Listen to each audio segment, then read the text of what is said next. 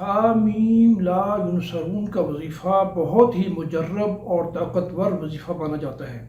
دشمنوں کے شر سے بچنے کے لیے اور کالے جادو اور شریر جنات کے شر سے حفاظت کے لیے، مشکلات سے نجات کے لیے یہ بہت ہی اعلیٰ وظیفہ ہے۔ اس میں حامیم یہ یوں سمجھیے کہ یہ ڈھال ہے، لا ینصرون یہ تلوار ہے۔ جو آدمی یہ وظیفہ کرے گا تو گویا اس کے پاس دشمنوں کے شر سے بچنے کے لیے ڈھال بھی ہے اور ان پر وار کے لیے تلوار بھی ہے۔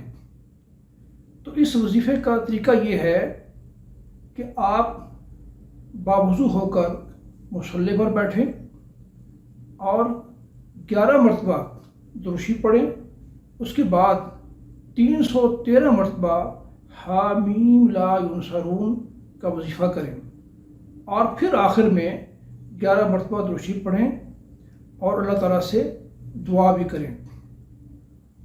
یہ وظیفہ بہتر یہ ہے کہ رات کو سونے سے پہلے یعنی نماز عشاء کے بعد یہ وظیفہ کیا جائے۔ تو یہ جو وظیفہ ہے پورے یقین کے ساتھ اور اللہ پر بھروسہ کرتے ہوئے کیا جائے تو انشاءاللہ العزیز اس کے بہت سے فوائد آپ کو اپنی زندگی میں محسوس ہوں گے۔ تو اللہ تعالیٰ سے دعا ہے کہ اللہ تبارک و تعالیٰ ہم سب کے لیے آسانیاں فرمائے اور آسانیاں تقسیم کرنے کا بھی شرف عطا فرمائے۔ وآخر دعوانا الحمدللہ رب العالمین۔